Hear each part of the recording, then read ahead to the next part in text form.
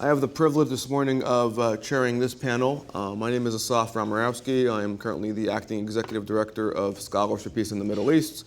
I'm also an adjunct scholar at the Middle East Forum and a professor at Drexel University. This roundtable this morning is entitled From Kissinger to Kerry, 40 Years of Failed Attempts to Solve the Arab-Israeli Conflict. And so let me start by introducing everybody, and then we can go into the meat and potatoes of the argument so we can get into the heart of the issue. To my far left is Dr. Motti Kedar. Dr. Kedar served in the IDF for 25 years in military intelligence, specializing in Syria, Arab political discourse, Arab mass media, Islamic groups, and Israeli Arabs. He's an expert on the Muslim Brotherhood and other Islamist groups. Very prolific, and we're very privileged to have him here all the way from Bar-Ilan. So he's on the far left. In the middle, we have Professor Ofira Seliktar. Ofira is a prolific researcher and a writer, been with Gratz College in political science for many years. She was a scholar in residence at the Middle East Research Institute at the University of Pennsylvania. She authored eight books, in articles, many articles. Her last book was about navigating Iran from Carter to Obama, which tracks the entire history of the American relations with the Islamist regime of Tehran. And she has written a wonderful book about the failure of Oslo, which she'll be talking about it, I'm sure, today in our panel. Last but not least, my good friend Lee Smith. Lee is a senior editor at the Weekly Standard and the author of The Strong Horse, Power, Politics, and the Clash of Arab Civilizations, and an expert on the Arab mindset and what's happening on the Arab street. So a lot to say on that as well. My expertise also deals with Palestinian refugees, and I will chime in at some point to deal with that, depending on how much time we have. Given our time constraints, everybody will have maximum about 10 minutes to present their presentations, and then hopefully we'll go into a lively Q&A. We'll start with Ofira, and then with Motti and Lee, and we'll go from there.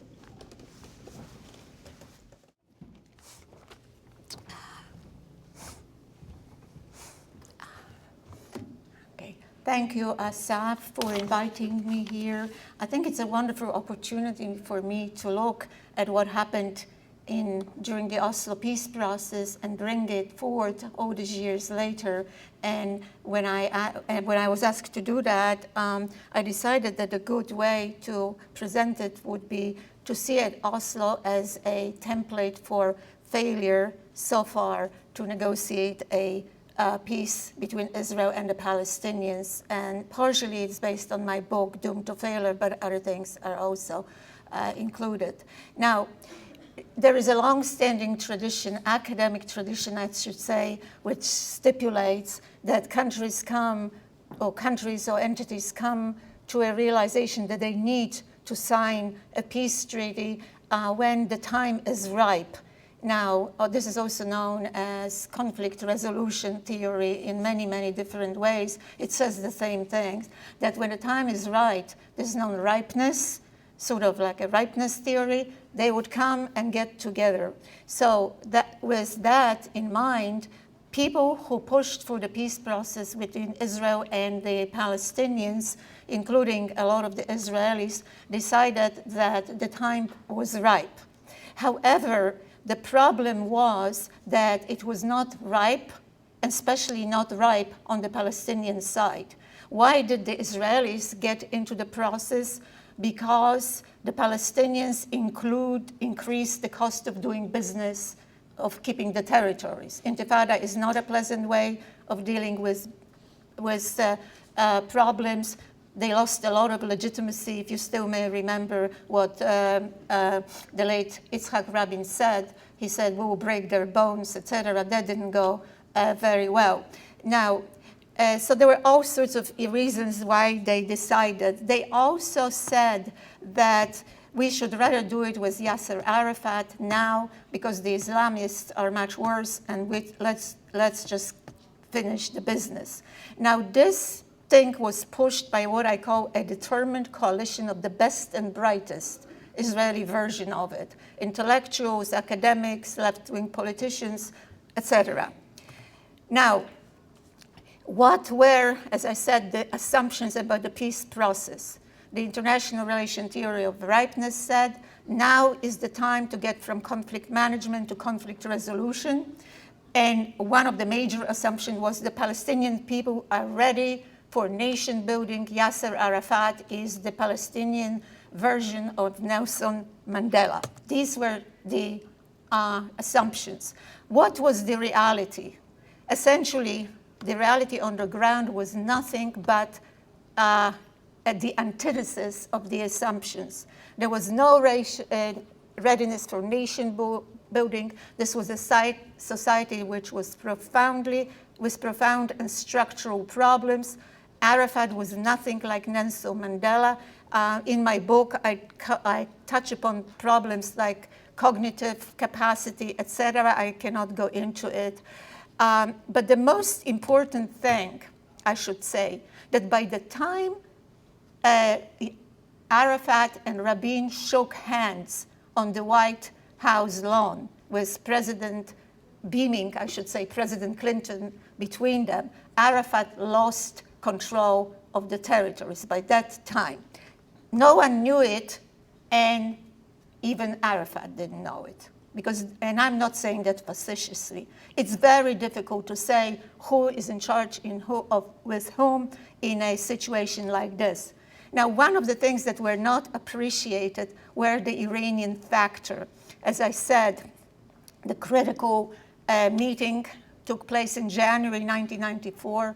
It was decided that the peace process is an existential threat to the regime, and they decided to use the weapon that they knew how to use it since 1983, which they perfected in Lebanon, and that's suicide bombings. So that, of course, eroded much of the goodwill and the political backing for the peace process in Israel. Now, at the time, it's really not clear, and I wrote a whole book. I write books about predictive failures, looking back at what happened, who knew what and why and when, but it's even for me, it's very hard to say after reading all these documents what the Israelis understood. I should say that the intelligence and the military community totally collapsed. They essentially formed two warring factions. One said Arafat is still the man and he is in charge and we can do it. The other faction said this is nonsense. I can expand on it later.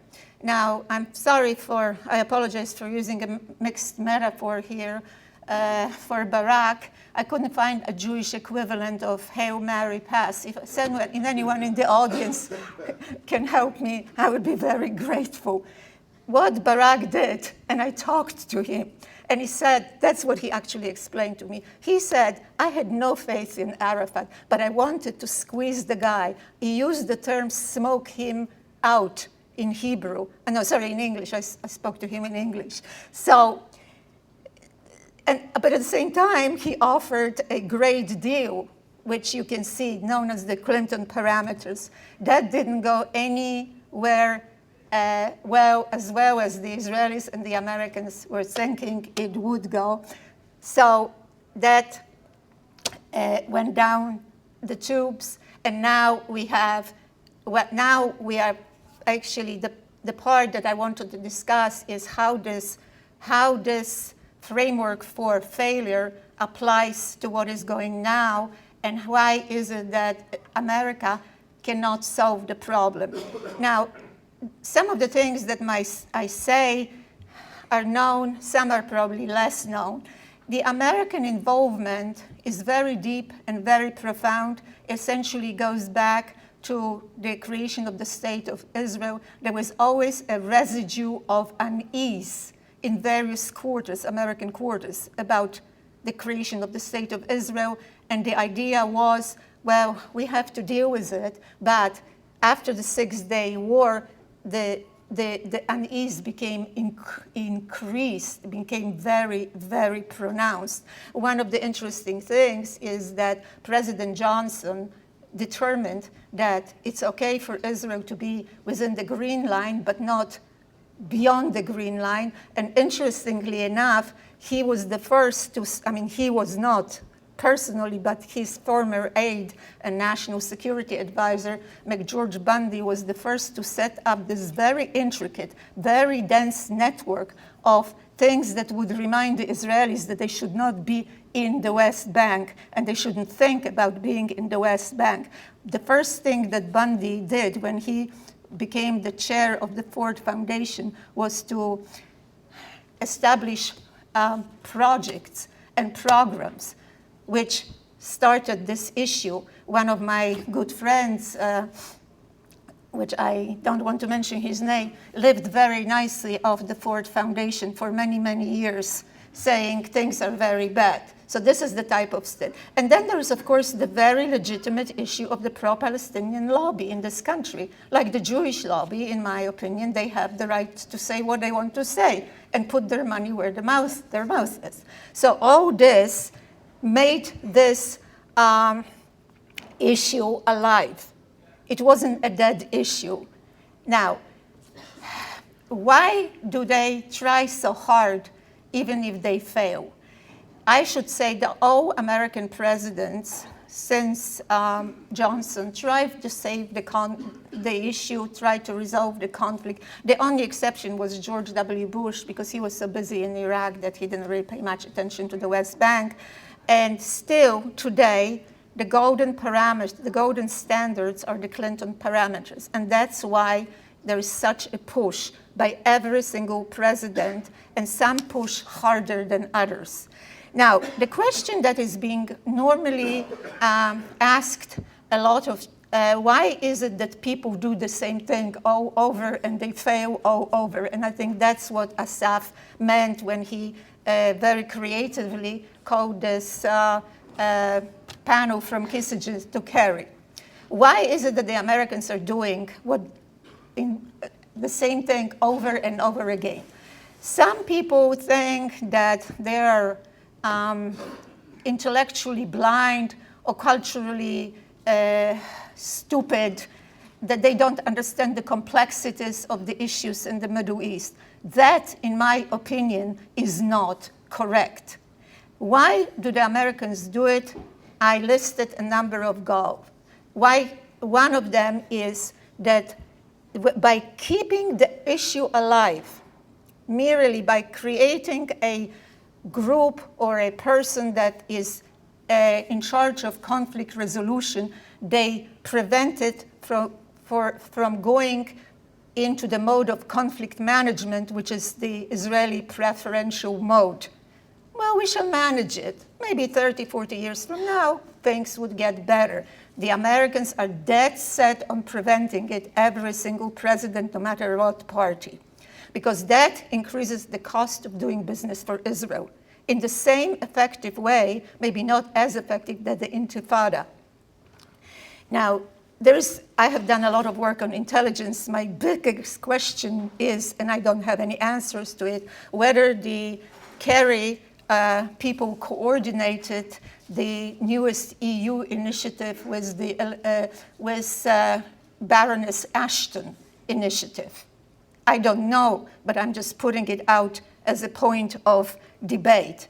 It would not surprise me, by the way, because this is something that is going to increase the cost of doing business for Israel, especially if they have to sign a paper stating that this is a territory that does not belong to Israel.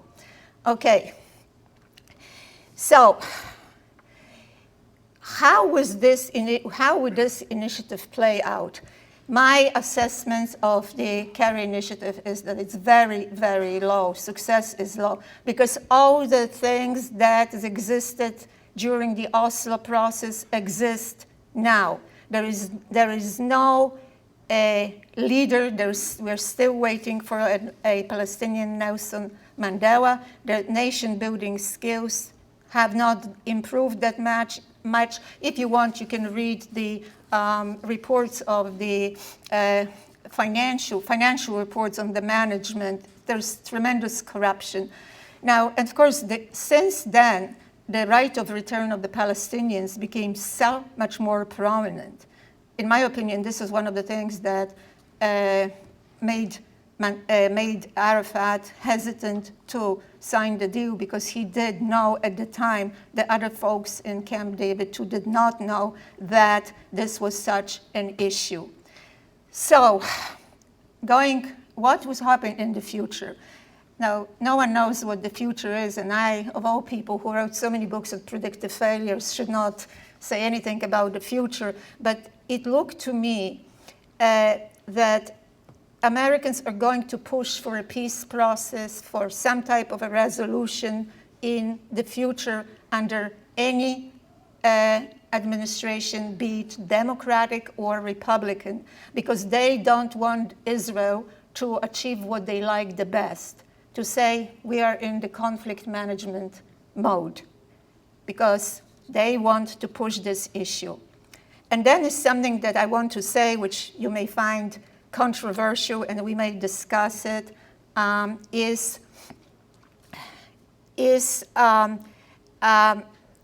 part of the national security doctrine of the United States. That is, it's not a written document. I know there's, what is that Hebrew term for Torah shebe'al peh? Oral tradition. Oh, it's not a written document, but there is an oral tradition in the military, the State Department, wherever, that should be pursued because it's part of American national interest. So whether it's a failure or a success, mostly a failure, that process would be repeated even if it produces one more failure. Thank you. Thank you.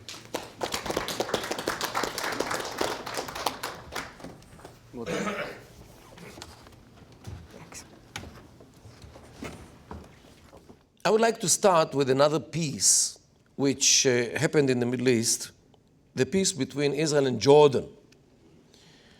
Those who looked really into the details of that peace agreement know that I think that the main cornerstone of this peace agreement is the status which Jordan, actually the Hashemite house, received on the Temple Mount in Jerusalem. Although they have no territorial contiguity to Jerusalem, Jerusalem is not part of Jordan, yet the Jordanian monarchy became some kind of a custodian over the third place in holiness for the Sunni Islam. This gives them much, at least that's what they think, gives them legitimacy, and not only legitimacy, religious legitimacy, and this is in the Middle East very important, especially when we see now what happens in Syria, where the regime is viewed as infidel regime because they are Alawis and they are idol worshippers. So if you combine the legitimacy of the Jordanian house being driven from their status in the Temple Mount on one side, and the fact that the Syrian regime has no legitimacy because it is an infidel sect, definitely you can see how important the religious component for any peace, like between Israel and Jordan, and the lack of peace, which is internally in Syria. So this is just to feel how much religion is important, unlike in this country, where religion shouldn't play any role in politics. Of course, it has some presence, but not such a major role as it has in the Middle East. Therefore, if you want to achieve any peace in the Middle East, you should start with a main problem of peace, which is religion. And from Kissinger to Kerry, I'm sorry to note that religion was not taken in account. Religion was not addressed in those agreements, and the peace process between Israel and the Palestinians usually ignored the religious component of the Israeli Arab, or if you want, the Jewish Islamic struggle over the land of Israel. And this is why I think there is no peace, because it didn't start from the right point. If we look at the problem, where the problem lies, we Jews are viewed in, I would say, three bad points by Muslims. First of all, according to Islam, Judaism ceased to exist since Christianity came to the world, and Christianity ceased to exist since Islam came to the world. You know, the theory of replacement in the Islamic version. The Jews, Raya wa Baddalu, means those who changed and forged the Holy Scriptus. The Jews are descendants of apes and swines. The Jews are those who killed the prophets, and so forth.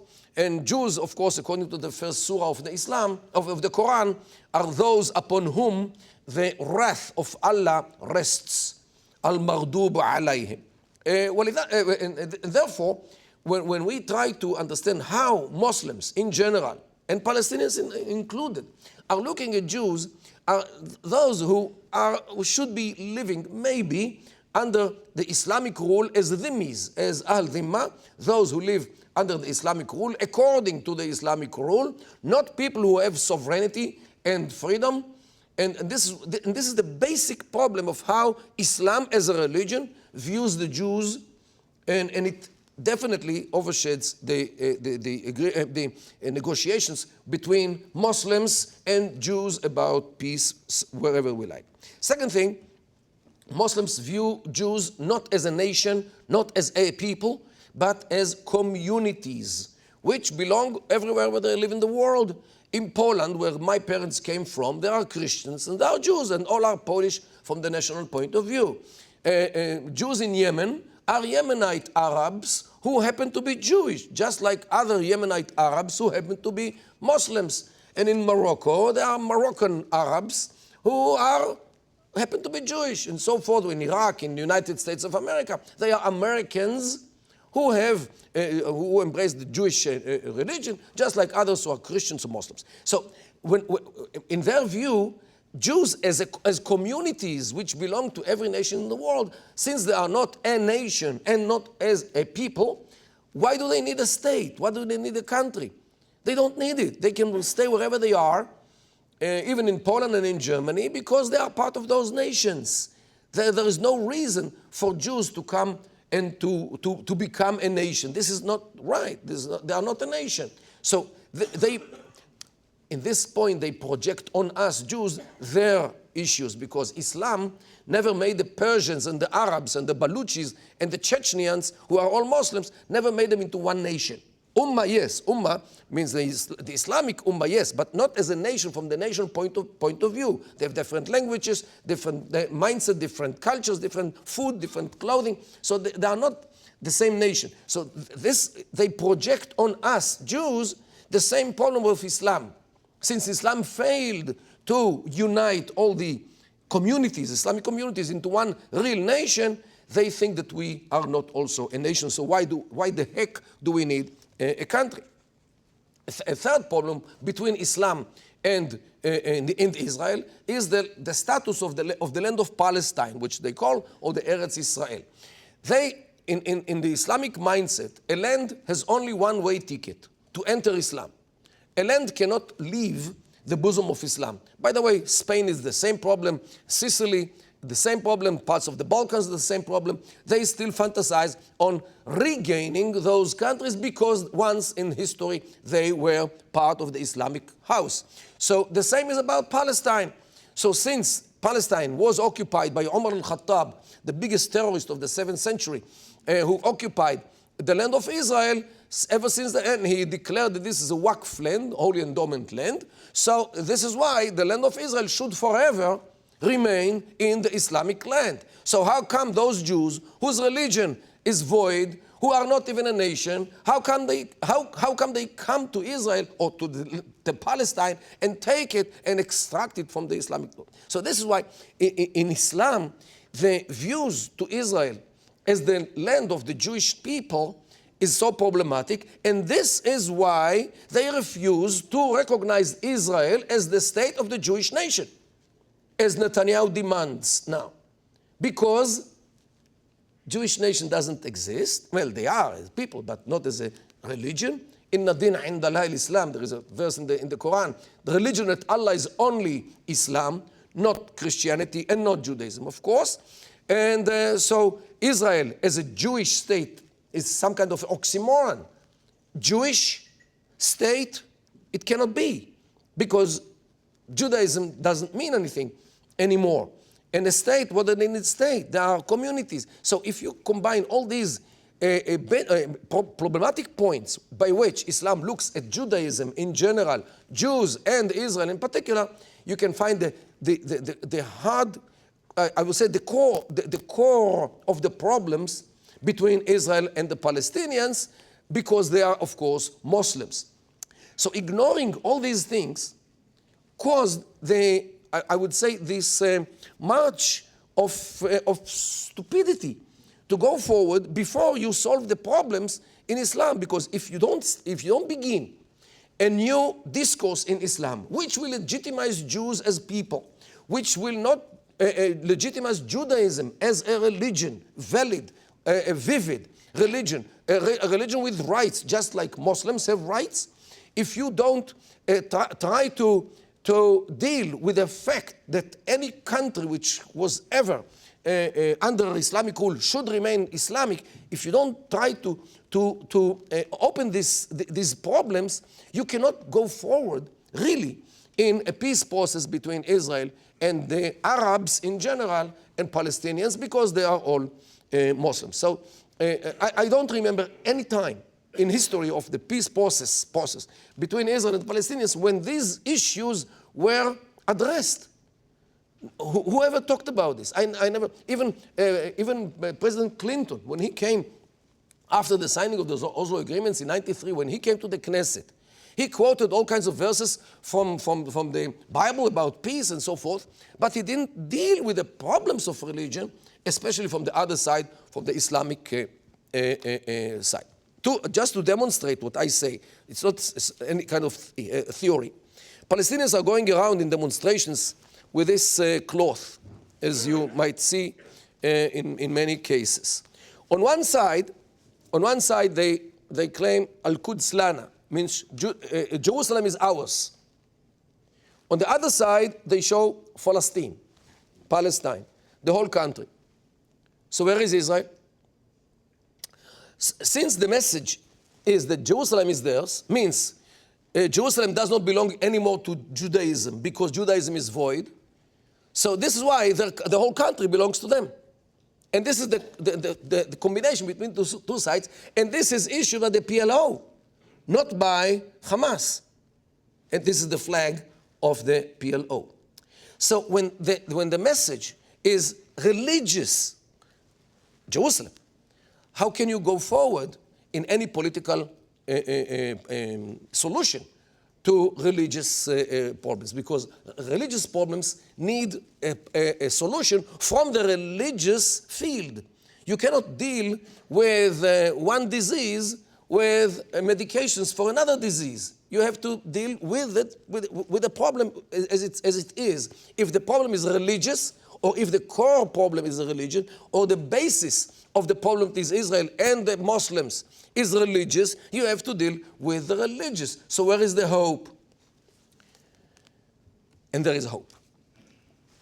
Every year, for several years, we have in Jerusalem gay parade, sometime I think in May. And they march in the streets, as they do in many cities in the world. Every single year, some week before this gay parade, a document appears in the press. And in this document, the mayor of Jerusalem is requested not to allow this gay parade march in the holy city of Jerusalem. The signatories of this document are the chief mufti of Jerusalem, the Islamic authority, the chief rabbi of Jerusalem, the Jewish authority, and the chief bishop, one of the bishops of Jerusalem, means the Christian side of the equation. They all sign this document demanding that the gay parade will not march. Means, and they know The rabbi knows that the other signatories are the Muslim and the Christian, and so the Muslims know the rabbi is signing, and the bishop of the bishop knows also. Means that there are issues that the three religions can agree, especially when it comes to gay parade. So, and this is the solution. When the three religions, and you know what, I take for granted that Christianity will agree to peace. But when the problem is the rabbi and the Islamic guy, if they agree that peace is as important as canceling the gay parade, they will sit together and they will formulate some kind of a document which both can sign about peace, because they know each other from the signatures on the gay parade. Okay? So when they decide that peace is important enough, just like gay parade, they will sit together and they will formulate a peace agreement between the religions, and this can be the basis for politicians to carry on and to implement the religious peace into a political agreement, because no politician will dare to challenge anything which was accepted by religious authorities. A peace agreement achieved by politicians will definitely be challenged by religious authorities from both sides, because it didn't start from those people of religion. This is why, since the core problem of peace is religion, peace should start with the religious authorities. When they agree on anything, politicians will enter the room in order to continue and to build upon the religious peace some political peace as well. Insha'Allah. Wassalamu alaikum wa rahmatullahi wa barakatuh. Means peace upon you, the mercy of Allah and His blessings. Thank you. Yeah, I'm gonna stay here. That's okay. Good. Okay, thanks. Thank you. And thank you to all of you for being here this morning, and thank you, Asaf, and thank you for including me on such a wonderful panel with Ofira and Motti. I'm just going to speak very briefly and somewhat impressionistically. What I want to do is just sort of step back for a second and talk about two separate things in terms of the peace process.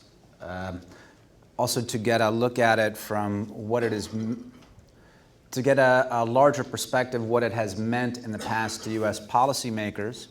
So I think that does give a useful, helpful perspective. So the first question I want to ask is, what do we mean by peace and the peace process? When we talk about peace, historically, when we talk about the Pax Romana, that means it was the Romans' peace. When we talk about the Pax Americana, that means it's the American peace. Peace is not just an abstraction. In lots of ways, it's post-World War II Europe, the way the Europeans talk about peace, as though peace is an abstract good.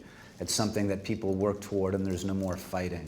And they get along and they live together. But that's not really historically what peace is. Peace is the fruits of victory. And that's what we mean by the Pax Romana, and that's what we mean by the Pax Americana. And part of the fruits of the victory of the Pax Americana is the American position in the Persian Gulf and the American position in the Middle East.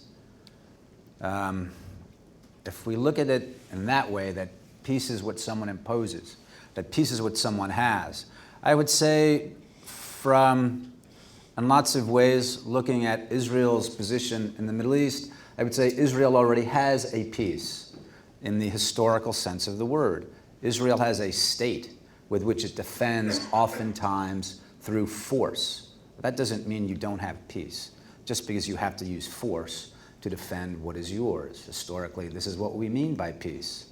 And if we look at other places, and then even in the modern Western European sense of the word, Israel has peace as well, with two significant Arab states, one a little more significant than the others, Egypt and Jordan.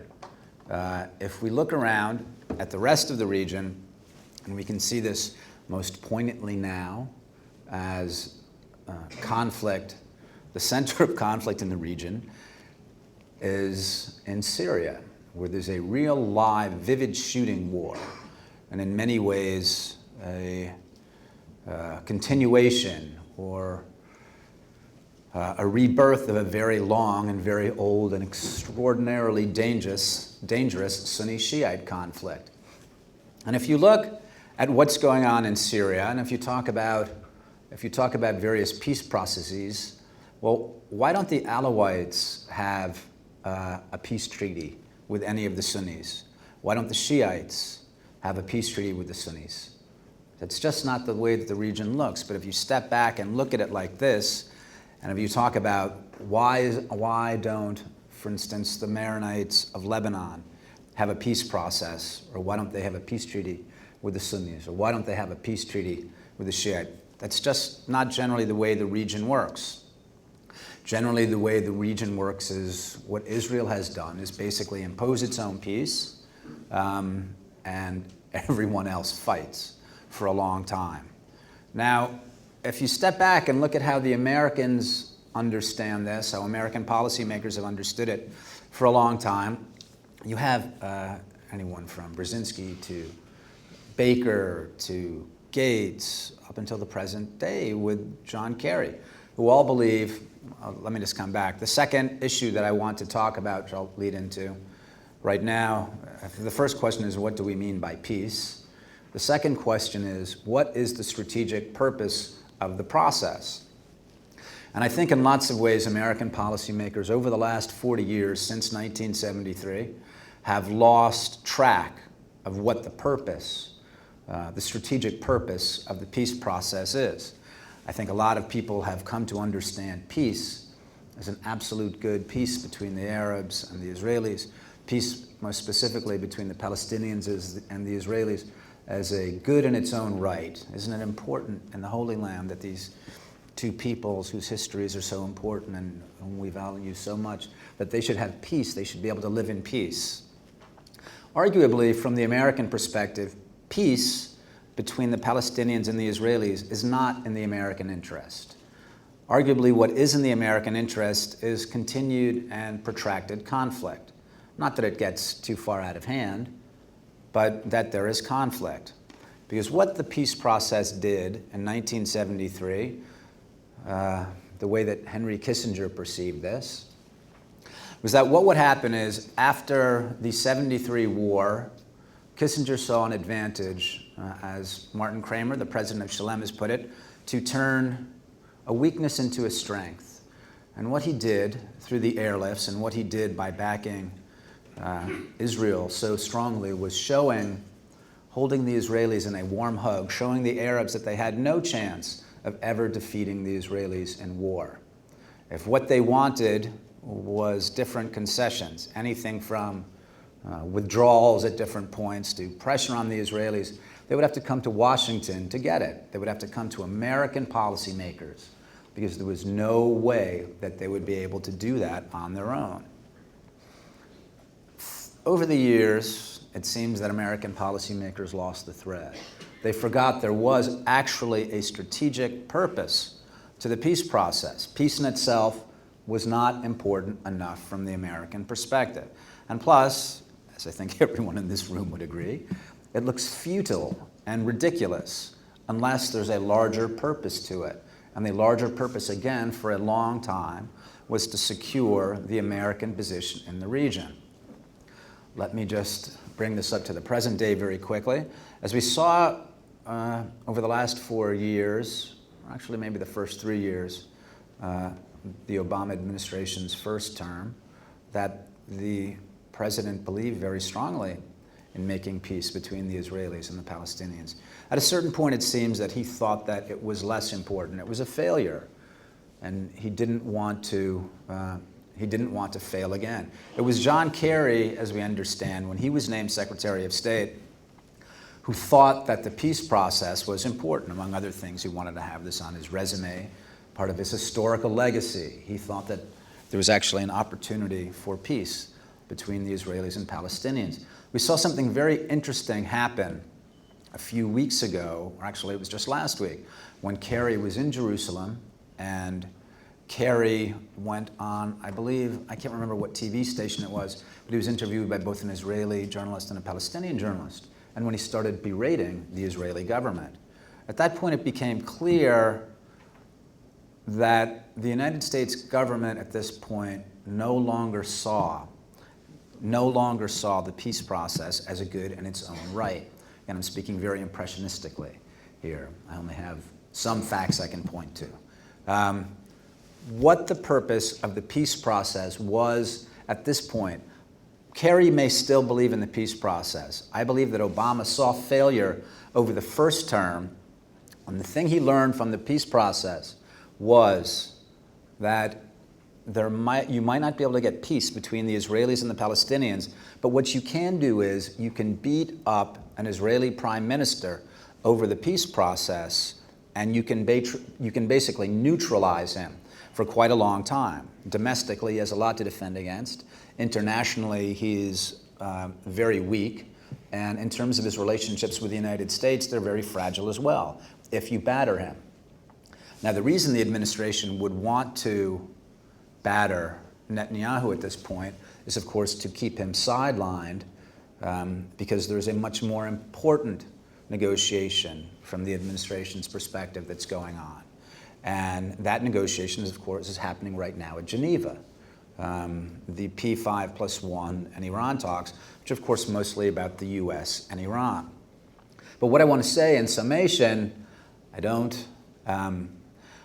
I think it's fascinating actually, because I think if you look in some ways, Obama, as much as I disagree with his policies, I think that this is sort of a return to, I think actually he does have a sense for strategy in some ways.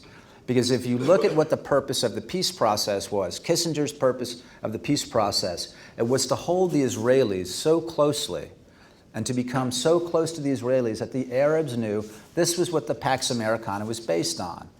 That the Arabs knew there was no way that they could touch the Israelis without the Americans backing them to the hilt, which made it very dangerous for Arab states to want to take on the Israelis again. What's happening here at Geneva, when Obama announced that Rouhani was effectively not only a peace partner, but that Rouhani was one of the keys for securing one of the president's key initiatives in his second term, which was historical reconciliation with Iran. So what we see has happened, it's almost come full circle, because what the administration is doing right now is embracing Rouhani. And in embracing Rouhani, what they've done is they've put a very difficult choice before the government of Israel, which is, will you attack Iranian nuclear facilities when the Iranians have been embraced so closely by the United States? Will you go against the United States, or will you do what you said, or what this prime minister said he's going to do? That he will make sure that he prevents an Iranian nuclear weapon. But again, if you look at it, if you try to look at it objectively, to see the different movements on the board, it's fascinating how what we've seen actually is this president looking at talks, not just in terms of peace, but in terms of how you sideline different people, which from the American strategic perspective, this was the purpose of the peace process. Not just peace in its own right, but isolating certain actors and insulating others. And I think that's what we're seeing now in many ways. Thank